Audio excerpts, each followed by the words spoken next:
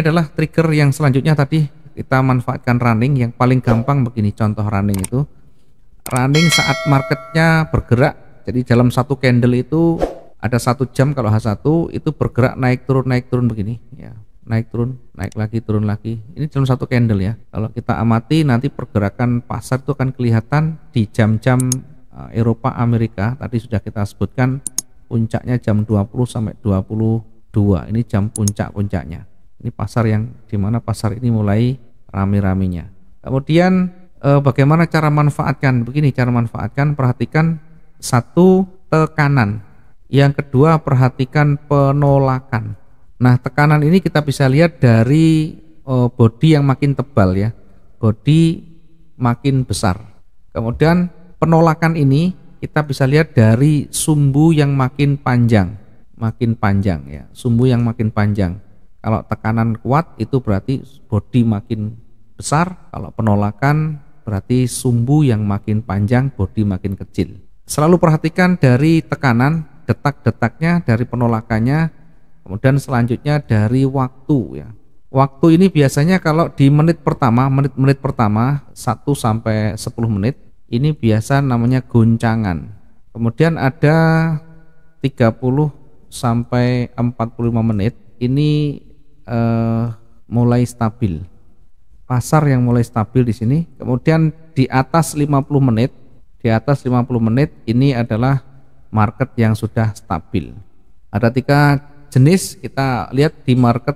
Jam-jam pertama, menit-menit pertama itu biasanya masih naik turunnya kenceng, dan ketika itu nanti bisa berbalik dengan cepat, bisa bergerak dengan sangat cepat. Itu di menit-menit pertama, di 1 hingga 10 menit pertama. Kemudian di 30-45 menit tadi, ini sudah mulai fase di mana market itu mulai stabil ya, mulai stabil. Artinya kalau dia bergerak naik berarti akan rata-rata akan didominasi oleh buyer.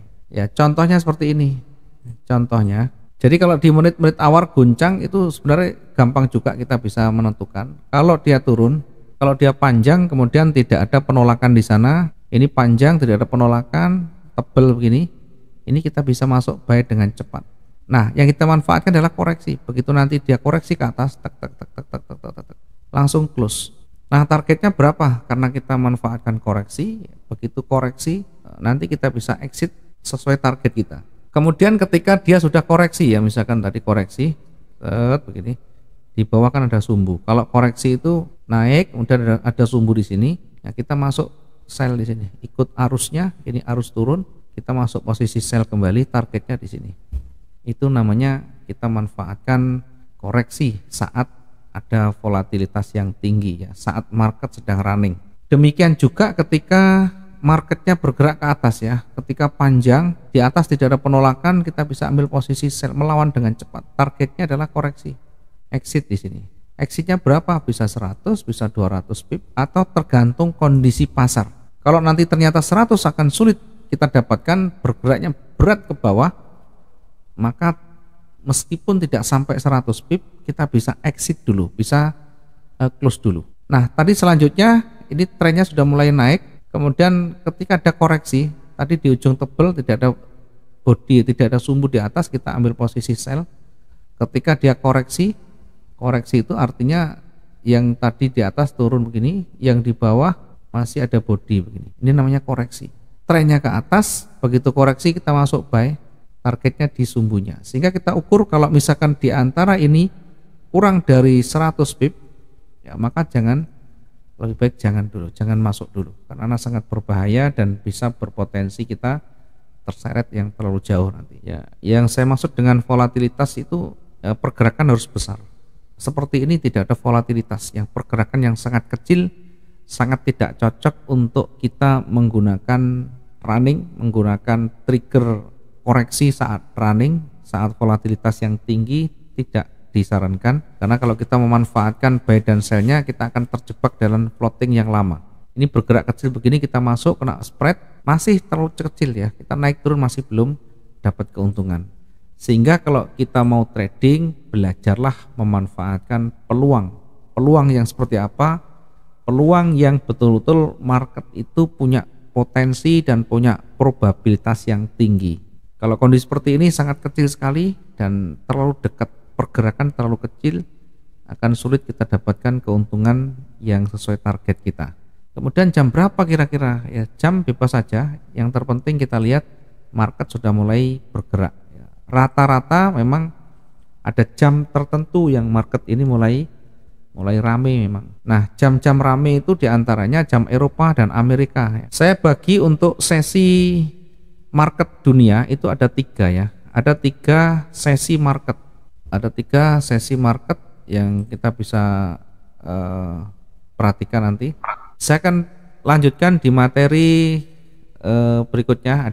Ada sesi pasar, di mana sesi pasar ini setidaknya bisa kita jadikan sebagai bahan untuk kita melihat pergerakan ya.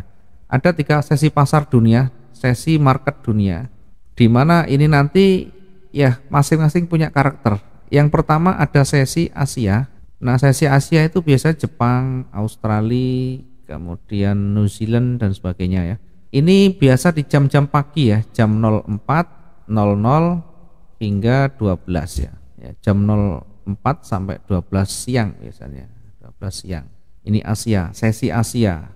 Kemudian yang kedua adalah sesi Eropa. Sesi Eropa.